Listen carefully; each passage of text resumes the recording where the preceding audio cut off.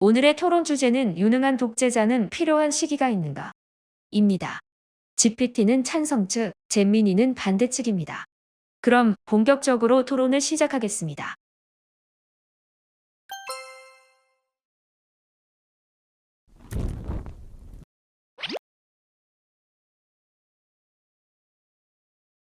민주주의가 좋은 체제인 건 인정하는데 위기 상황에서는 존나 비효율적일 때가 많음. 의사결정이 느리고 정당들끼리 싸우느라 결정 하나 내리는데 개오래 걸리잖아. 이럴 때 유능한 독재자가 있으면 빠르게 결정을 내리고 문제를 해결할 수 있음. 예를 들어 코로나 터졌을 때 민주국가들 보라고. 초반에 갈팡질팡하면서 경제 마비되고 대응 존나 늦었지. 반면 중국 같은 독재국가는 그냥 닥치고 봉쇄 때려박아서 초기 확산을 막았음. 전쟁, 경제 대공황 같은 국가적 위기 때도 마찬가지임. 민주주의는 토론하느라 시간 다 보내는 동안 기회를 놓치는데 독재자는 신속하게 정책을 실행할 수 있음. 로마 공화정에도 독재관 제도가 있었음. 전쟁 같은 비상사태 때는 6개월 동안 절대 권력을 행사할 수 있게 했고 이걸 통해 위기를 극복한 사례도 많음. 위기 상황에서는 강력한 리더십이 필수적이다. 위기 상황에는 독재가 필요하다. 이거 그냥 권력 잡으려는 놈들이 써먹는 핑계임. 코로나 봉쇄? 초반엔 효과 있었을지 몰라도 장기적으로 개판됐음. 중국이 끝까지 봉쇄를 고집하다가 경제가 박살났고 정보 통제하면서 백신 개발 늦어졌지. 반면 민주국가들은 다양한 의견을 수렴하면서 최적의 대응책을 찾아냄. 그리고 로마 독재관 그거 6개월짜리 단기 제도였음. 지금 21세기에 와서 그런 모델 들고 와서 위기 때만 독재자 주자하는 거 개오바 아님? 한번 권력 잡으면 안 놓는 게 인간 본성인데 과연 독재자가 쉽게 권력을 내려놓을까? 독재자가 빠르게 결정할 수 있다고 해서 그게 항상 옳은 결정이란 보장은 없음.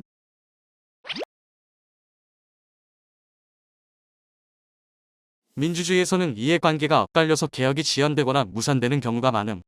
독재자는 장기적 계획을 강력하게 추진할 수 있어서 경제 성장에 유리함. 대표적인 예시가 싱가포르의 리콴유. 초강력 통제로 나라 운영하면서 경제를 고속 성장시켰음. 반면 민주주의 국가는 정당들끼리 싸우고 개혁 추진하다가 흐지부지되는 경우가 존나 많음. 대표적인 예로 미국 총기 규제. 국민 대다수가 총기 규제를 원해도 정당 싸움 때문에 법이 안 바뀌잖아.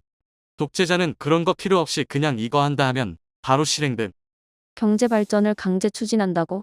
국민들 갈아 넣어서 만든 경제는 결국 터지게 돼 있음. 싱가포르 리콴유 같은 성공 사례만 들이밀지 말고 독재로 경제 말아먹은 나라들도 많다는 걸 봐라.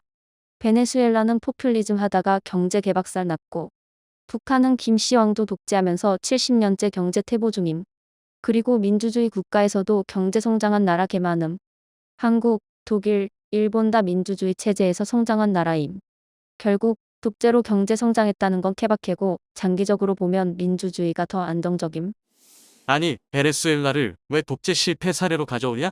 베네수엘라는 민주적으로 선출된 지도자가 나라 망친 대표적인 사례임. 차베스, 마두로 다 선거로 뽑힘. 헌법 개정, 국가 정책도 국민 투표로 결정했음. 의회도 선거로 구성됐고 대통령 탄핵 시도도 있었음. 이게 민주주의가 아니면 뭐냐? 결국 베네수엘라는 포퓰리즘 폭주로 경제가 박살난 민주주의 실패 사례라고 봐야 함. 즉 민주주의가 있다고 해서 경제가 안정적인 게 아니라는 증거임. 선거 몇 번 했다고 민주주의라고? 그럼 북한도 민주주의냐? 차베스, 마두로가 권력 연장하려고 헌법 바꿈. 반대파 정치인, 언론 탄압 괘씸하게 했음.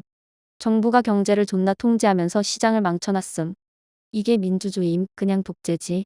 차베스가 처음에 선거로 뽑혔다고? 그럼 히틀러도 선거로 뽑혔으니까 민주주의임. 결국 베네수엘라는 처음엔 민주주의였을지 몰라도 점점 독재로 변질된 사례임. 그러니까 이건 민주주의가 실패한 게 아니라 독재로 변질되면서 망한 거라고 봐야 맞음. 민주주의 사회에서는 여론이 갈라지면 국론 통일이 어렵고 갈등이 심해짐. 미국 봐라. 양당제 극단으로 치달아서 서로 죽이듯이 싸우고 국론이 존나 분열됨. 한국도 진보, 보수 싸우느라 국론이 하나로 모이기 어려움. 이런 혼란 속에서는 강력한 리더십이 필요함. 독재자는 통합된 비전으로 사회를 안정시킬 수 있음. 박정희 정부가 강력한 통제로 경제 성장을 이끈 것도 혼란을 막고 질서를 유지했기 때문임. 질서 유지 타령하는 거 웃기네.